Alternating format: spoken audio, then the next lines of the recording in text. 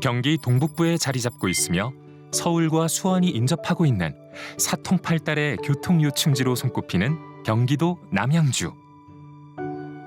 풍부한 자원을 바탕으로 아름다운 자연을 간직하고 있는 남양주는 다채로운 볼거리로 가득한데요. 광릉 수목원을 비롯해 경기의 금강이라 불릴 정도로 아름다운 산세와 절경을 자랑하는 운악산이 있는 곳. 수려한 자연 환경을 간직한 도시 남양주로 함께 떠나볼까요? 연꽃이 피는구나. 연꽃이 피는구나.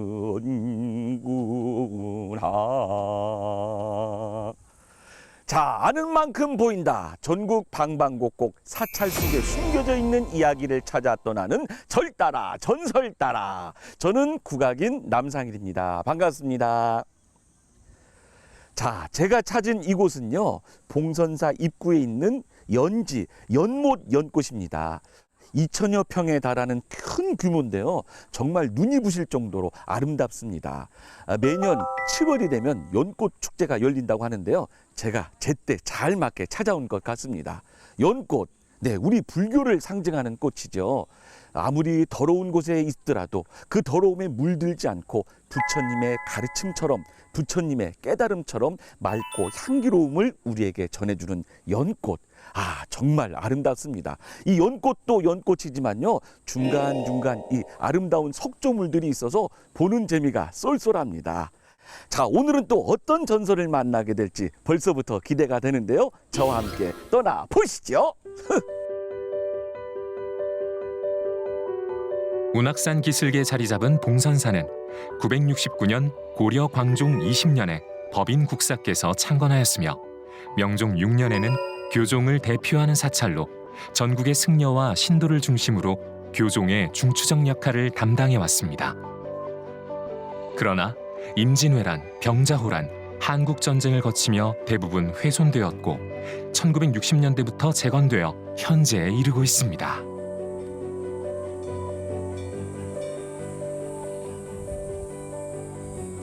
자, 드디어 봉선사 일주문 앞에 도착했습니다. 이 여느 일주문과는 다르게요, 돌기둥이 4개가 이렇게 딱 우람하게 버티고 있고 또 한글 현판으로 이렇게 되어 있습니다.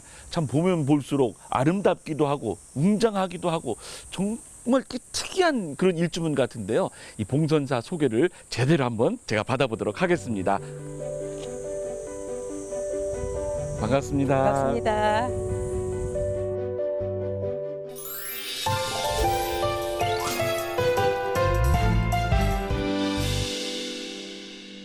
선생님, 제가 여러 사찰을 이렇게 다녀봤는데요. 이렇게 멋진 일주문은 처음입니다.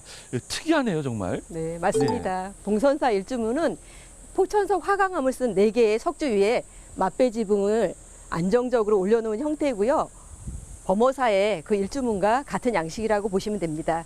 그리고 특히 현판을 운악산 봉선사라고 한글로 되어 있는데요. 네. 이것은 이제 봉선사가 불교의 한글화, 대중화에 앞장서고 있다는 것을 보여주고 있습니다. 네, 어떤 분이 쓰신 건가요?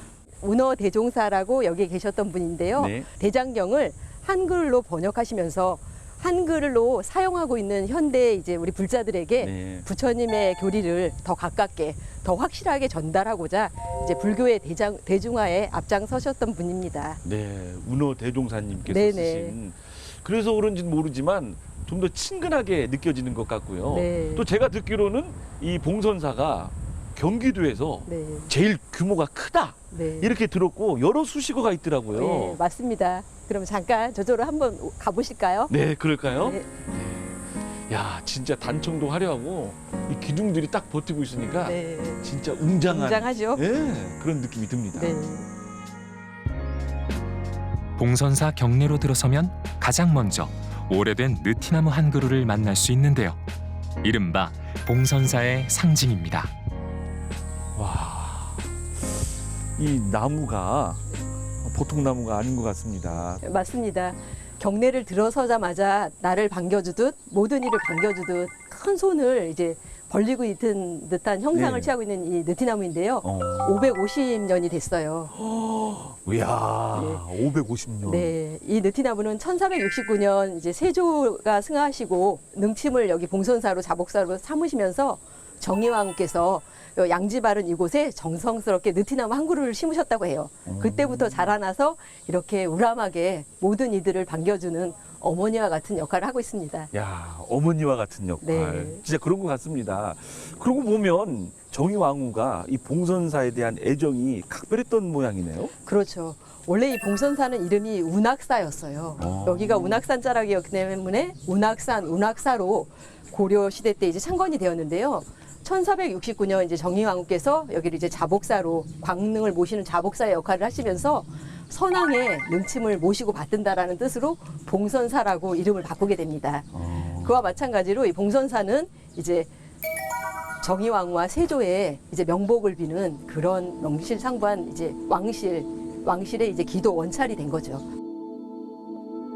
봉선사에서 1km가량 떨어진 곳에 위치한 광릉에는 조선 7대 임금인 세조와 세조비 정의왕후 윤씨의 능이 모셔져 있는데요.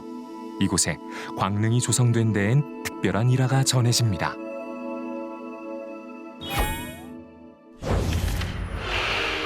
조카 단종을 물리치고 왕위에 오른 세조는 풍수에 아주 능하였습니다. 그는 죽은 후에 자신이 묻힐 땅을 찾아다니다가 길 모퉁이에서 아주 흉한 땅에 아버지를 묻고 있는 일행을 만났습니다. 자기가 보기에도 한 금정만 올려 묘를 쓰면 명당인데 지금의 자리는 하관, 즉시 상주가 급살할 자리였습니다. 놀란 세조는 상주에게 근처의 길지를 알려주었지만 상주는 겉볼이 한 대도 없을 정도로 가난해 다시 이장할 형편이 되지 않았습니다. 사정을 듣고 주머니에서 300냥을 꺼내 이들에게 주고는 그 묘자리를 알려준 직관을 물어 찾아갔습니다. 첩첩산중에 허름한 행색을 한 노인이었습니다. 세조는 노인을 보자마자 흉지를 정해준 이유를 물었습니다. 그러자 크게 웃으며 저기 산세를 보면 300냥을 공짜로 얻어야 효력이 나는 곳으로 사는 꼴이 너무 궁색해 당장 300냥을 벌 수 있는 자리를 알려주었다 했습니다. 노인의 대답에 감탄한 세조는 그리 용한 직관이 왜 이렇게 옹색하게 살고 있는지 다시 물었습니다. 그러자 그는 기다렸다는 듯이 의복을 차려입고 마당으로 나와 절을 하며 왕이 찾아올 땅이라 이렇게 기다리고 있었다고 답했습니다. 이에 놀란 세조는 그 직관에게 자신이 묻힐 자리를 찾게 하였고 그곳이 바로 지금의 남양주 운악산 기슭에 자리 잡은 광릉입니다. 광릉을 보호하고 선대왕의 극락왕생을 기원하는 왕실 사찰이었던 봉선사는 대한불교조계종 제25교구 본사이자 교종 본찰로서 불교의 대중화에 힘써왔는데요. 절의 중심이 되는 대웅전의 현판을 큰 법당으로 알기 쉽게 한글로 풀어내었고 불교 대중화의 뜻을 담은 상징으로 손꼽히고 있습니다.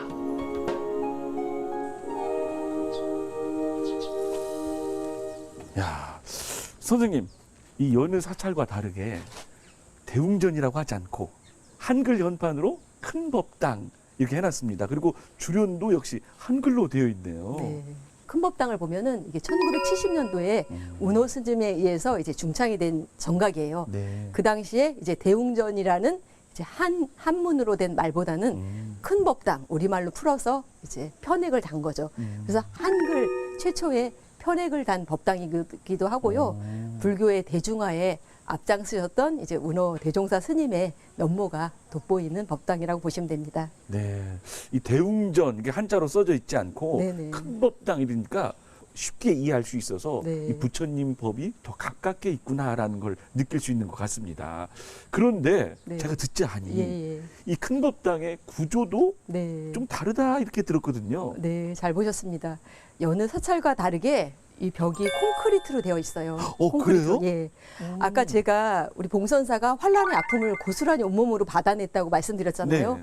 그래서 이 정각도 마찬가지예요. 그래서 봉선사가 이제 처음에는 89칸의 큰 정의왕후 때 네. 그렇게 큰 절에서 또 임진왜란을 겪고 또 병자호란을 겪고 그다음에 이제 6.25 전쟁까지 겪으면서 6.25 전쟁 전에는 여기가 150칸 규모의 굉장히 큰 사찰이었다고 그래요. 네. 그래서 사람들이 다 법당 안에 못 들어가고 여기서 이제 야단법석, 야외에서 법회를 보아야 할 만큼 네. 대단한 인원이 여기서 수용됐다고 합니다.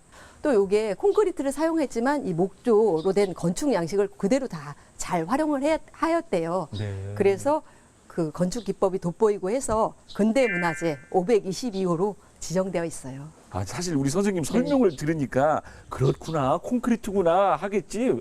그냥 봐서는 너무 정교하게 맞아요. 예, 건물이 지어져서 그 여느 사찰의 이 대웅전 같은 그런 느낌이 예, 고스란히 묻어납니다. 그렇죠. 예. 그렇군요. 참 정말 이 선생님 설명을 네. 들으면 들을수록 이 봉선사에 대해서 더 확실히 알아가는 것 같은데 네. 안으로 한번 또 들어가 볼까요? 네, 그럴게요.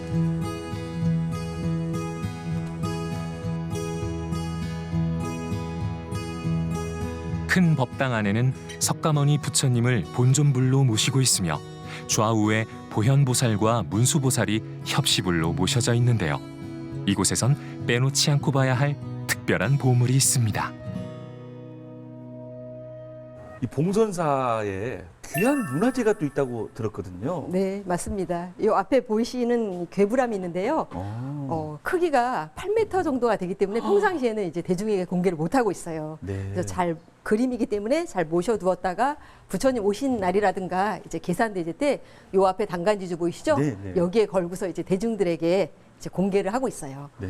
요 안에 모셔진 이제 개불도는 비로자나 삼신불 개불도고요. 네. 보시면은 이게 1732년 영조 11년에 이제 봉안이 되어요. 비로자나 삼신교회불도는 화엄종의 주존불인 비로자나불이 화엄의 교리를 설명하는 것으로 연화장의 세계를 표현하고 있는데요. 영조 11년 왕의 총애를 받지 못해 후사가 없었지만 대신 영조를 친자식처럼 보살폈던 숙종의 후궁 영빈 김씨의 혼령을 위로하기 위해 상궁 이 씨가 특별히 발언한 것입니다. 그래서 보물 1792호예요. 예. 그리고요. 네. 그 보통의 법당에서 볼 수 없는 네. 이게 그 동판으로 예. 제작된 경전인가요? 뭔가요? 이렇게- 벽경이라고 하죠. 벽경. 네. 네. 어떤 건가요? 그죠. 벽에 걸린 경전이라고 하고요. 아까 제가 말씀드렸죠. 여기는 교종본찰 이제 네. 봉선사거이거든요. 그래서 경전에 가던 모든 것들이 이제 여기 있고 교학을 중심으로 펼쳐지는 곳이기 때문에 경전에 대해서 굉장히 중요함을 여기고 있어요. 그리고 아까 말씀드렸듯이 한글 역경화 사업을 완성한 곳이 여기거든요. 네. 그렇기 때문에 그걸 기념하기 위해서 여기 한문으로 된 거는 이제 법화경 전문 네. 227매를 이제 봉안을 하였고요. 요 한글로 된 게 이제 역경화 사업의 그 결과물이라고 할 수 있죠. 화엄경의 일부 125매를 이제 벽경으로 만들어서 여기 모시게 되었습니다. 야, 이 교종 수사찰로서의 그렇죠. 그 위엄을 또 예, 느낄 예. 수 있고요. 그렇죠. 또 불교 대중화를 위한 네. 그런 이 스님들 그리고 여러 대중들의 노력이 돋보이는 그런 부분이네요. 그렇죠. 네. 청풍루 우측에는 왕실의 발언으로 제작된 대형 범종이 자리 잡고 있는데요. 범종루 1층에는 원종이 보관되어 있고 2층에는 새로 조성한 모형종이 있습니다. 임진왜란 이전에 몇 안 되는 조선 전기 동종의 하나로 손꼽히는 이 대종은 그 작품성을 인정받아 역사적으로도 중요한 가치를 지니고 있습니다. 와, 이 범종이 있는데요. 예사 범종이 아닌 것 같습니다. 언제 조성된 건가요? 네, 맞습니다. 봉선사의 자랑이라고 할 수 있어요. 네. 보물 397호고요. 세조께서 승하신 이후 1469년 예종 원년에 모셔졌다고 해요. 그래서 정의왕후가 이제 세조의 치적을 기리고 이제 명복을 비는 마음에서 발언해서 이제 제작하게 되었다고 합니다. 야, 역시 또 정의왕후가 또 한번 나오시네요. 그렇죠. 아니 그런데 이 저 밑에 부분에 보니까 막 한문으로 막 이렇게 뭐가 써져 있어요. 이름인가요? 아니면 뭔가요? 특이하게 글씨가 많죠. 맞네요, 진짜. 저거는 이제 조선시대 전기의 문신이셨던 이제 강희맹님이 글을 지었대요. 네. 그리고 명필가셨던 정난종이란 분이 이제 글을 쓰셨다고 해요. 저거는 이 종이 어떻게 해서 만들어지었나, 왜 만들어지었나, 그다음에 이 종을 만들기 위해서 애쓰신 분들의 모든 것을 담고 있어요. 그래서 저 규모라든가 그 글의 양으로 봐서 왕실에서 아마 주도적으로 하지 않았을까 이런 것을 생각해 볼 수 있고요. 그다음에 대대적인 주종 공사가 이 종을 만드는 공사가 행해졌을 거라고 봅니다. 그러니까 일종의 이 이력서 같은 그렇죠. 내용이 있을 것 같은데 그만큼 또 역사적인 가치도 있겠네요. 그렇죠. 이 종은 사실 임진왜란과 병자호란 6.25 전쟁을 다 겪었어요. 겪었으면서도 이렇게 이제 건재하게 여기 모셔져 있거든요. 네. 이것으로서 큰 의미를 지니고요. 재미있는 것은 6.25 때 여기가 이제 한반도의 중앙이기 때문에 중봉군들이 여기 주둔을 했대요. 많은 국난을 겪어온 봉선사는 6.25 전쟁 당시 중공군이 주둔을 하면서 14동 150칸 규모에 달하는 건물이 모두 소실되었습니다. 느티나무와 삼성각 등을 제외하고는 모든 것이 불타버린 봉선사에는 더 이상 아무것도 남아있지 않았는데요. 생활이 어려워진 스님은 남아있는 솥단지 하나라도 팔아야 했습니다. 그때 우연히 마당에 노쇠 그릇 같은 것이 하나 묻혀 있는 게 눈에 띄었습니다. 스님은 그것을 보물상에 내다 팔기 위해 땅을 파기 시작했습니다. 그런데 어찌된 일인지 땅을 아무리 깊게 파도 좀처럼 노쇠 그릇은 나올 기미가 보이지 않았는데요. 그렇게 한참 마당을 파보니 뜻밖에도 거기엔 커다란 동종이 묻혀 있었습니다. 그것이 바로 지금 봉선사 대종입니다. 봉선사의 역사뿐만 아니라 우리 대한민국의 근현대 역사까지도 네, 함께한 모두 몸에 담고 있는 종이죠. 예. 이런 종은 예사범종이 아닙니다. 그렇죠. 절을 한번 올려야 될 것 같습니다. 네.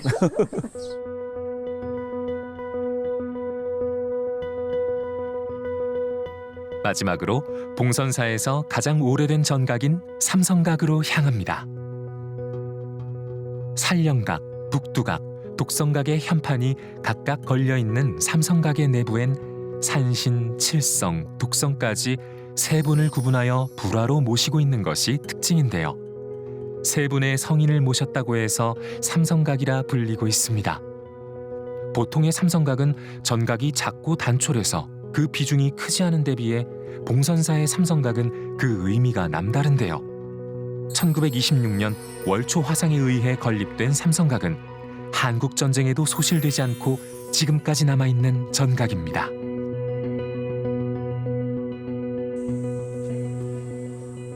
선생님, 네. 저희가 여느 사찰하고 다른 이 봉선사만의 특징을 하나하나 알아가는 그런 재미가 있는데요. 역시나 이 다른 절하고 다르게 독성각, 북두각, 산령각 이렇게 돼 있는데 보통 산신각, 뭐 이렇게 삼성각 그러잖아요. 그런데 이 여느 전각들에 비해서 아주 오래된 것 같다는 생각이 듭니다. 네, 맞습니다. 이 삼성각은 봉선사에서 가장 또 핵심적이고 중요한 곳의 하나예요. 1904년 광무 6년에 서울 동대문구 밖 창신동에 원흥사라는 사찰이 있었어요. 네. 그 사찰은 그 당시에 총본산, 지금의 총무원격이죠. 그런 역할을 하였는데요. 그 원흥사가 몇 해 지나지 않아서 문을 닫게 돼요. 안타깝게. 그리고 이제 그 자리에는 명진학교가 설립이 돼요. 그 명진학교가 지금의 동국대학교의 전신이라고 합니다. 네. 그러니까 거기 있던 그렇죠. 전각을 거기 있는 옮겨온 거네요. 정각을 그 당시에 고스란히 모셔와서 여기 삼성각을 앉힌 거예요. 아. 앉혔고 그리고 이 삼성각이 주는 의미는 6.25 전쟁을 겪었잖아요. 네. 그 환란에도 유일하게 남아있는 정각이에요. 봉선사에. 그래서 이제 여기를 찾는 많은 이들에게 이제 용기와 희망의 이제 상징적인 곳이죠. 어찌 보면 그 영험한 그런 기운이 깃든 전각이라고 볼 수 있겠네요. 그렇죠. 그 전란을 이겨낸. 그렇죠. 와. 그래서 아까 그 오실 때 그 느티나무 있죠. 네. 느티나무와 삼성각, 그다음에 범종, 요 세 가지가 이제 봉선사에 용기와 희망을 주는 모든 이들에게 가장 큰 핵심이 되는 정각이라고 보시면 됩니다. 우리 선생님과 함께 이 봉선사를 둘러봤는데요. 귀에 쏙쏙 들어오는 이 설명 덕분에 이 봉선사가 더 친근하게 그리고 또 우리 불교가 더 가깝게 느껴지는 귀한 시간이었습니다. 네. 오늘 선생님과 함께해서 정말 행복했습니다. 네, 고맙습니다. 감사합니다. 성불하십시오. 과거 거듭되는 병화에도 굳건히 그 자리를 지켜온 경기도의 대찰 봉선사. 교종 본찰의 시작점이자 조선 왕실의 원찰이었으며 불교의 대중화에 앞장서온 봉선사는 그만큼 다양한 수식어를 가지고 있는데요. 언제나 중생들 가까이에서 알기 쉽게 부처님의 법을 전하고 있는 봉선사는 지친 이들의 마음을 정화시켜주는 열린 도량입니다. 자, 지금까지 경기도에서 제일 큰 사찰이자 교종 본찰 봉선사 둘러보셨습니다. 아름다운 연지부터 한글 편액에 이르기까지 그야말로 대중에게 다가가기 위해 끊임없이 노력하는 그런 사찰이 아닌가 싶습니다. 이 아름다운 고찰 여러분도 한번 찾아보시면 어떨까요? 자, 전국 방방곡곡 사찰 속에 숨겨져 있는 이야기를 찾아 떠나는 절 따라 전설 따라 여러분의 자비의 마음으로 만들어집니다. ARS 060-800-7000번 ARS 060-800-7000번으로 여러분의 따뜻한 마음 모아주시면 고맙겠습니다. 저는 다음 이 시간에도 더욱 유익하고 재미난 이야기 가득 준비해서 여러분 찾아뵙겠습니다. 절 따라 전설 따라 얼씨구 좋다.